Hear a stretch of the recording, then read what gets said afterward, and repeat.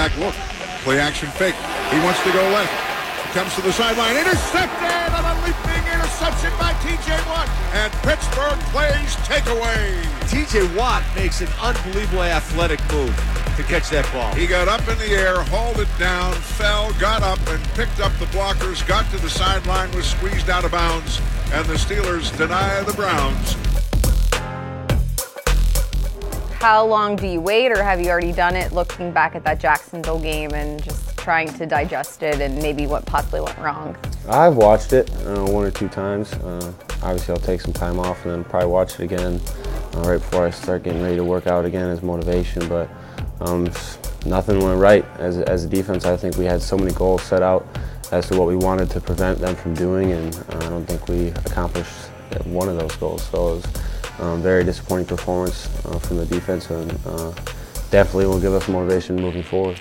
Cam Hayward's message to the defense from what we heard is, remember this taste, this feeling, this bitterness. Do you feel like that's good advice heading into the off season to head into year 2?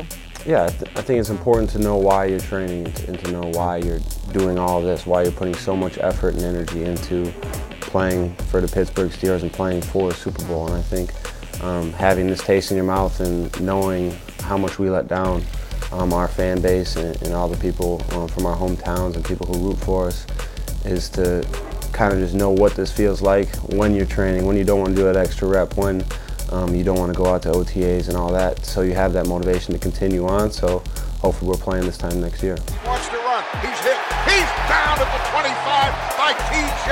Watt. Reaching up is T.J. Watt to bat that out of the air. Beautiful job by Watt. I tell you what, the DNA of these Watt brothers now is something else. Ooh, T.J. Watt. And there's a sack turned in by that Pittsburgh defense, and it's Watt again. He's phenomenal for a rookie. How do you summarize your rookie season just as a whole? Good, but not good enough. I had a lot of fun. I feel like I made a fair amount of plays, but there's so many plays out there that I wish I would have made.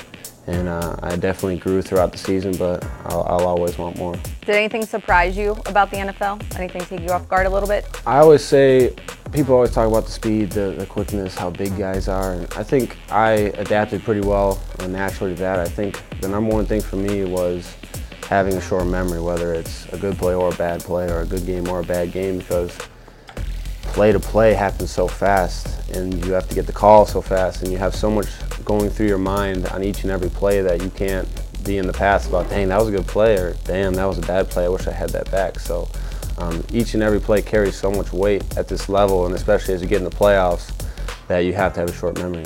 Is there a veteran that you seeked any advice from before you left? Me and Cam Hayward are probably, we're close. He's kind of taken me under his wing and just said to make sure to take time off, because when you're in college, you don't really have much time. You only have a week or 2 weeks, and then you have the off-season program right away. So he said, man, you've been through a lot throughout this past year. You need to take some time off and then kind of watch the film, reflect, get motivation, then get started with your off-season.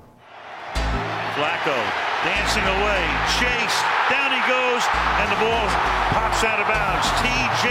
Watt gets him from behind.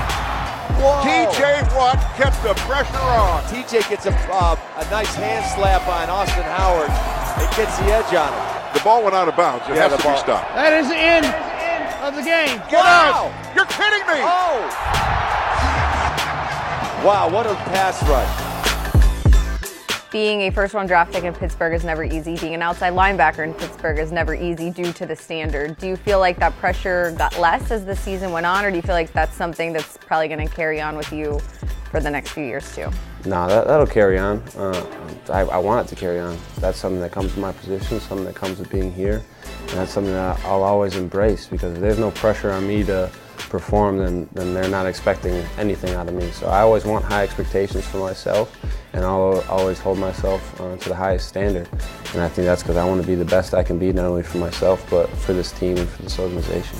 Personal goals, just do you know any that you want to accomplish this offseason, whether it's working on technique, losing weight, gaining weight, or anything like that?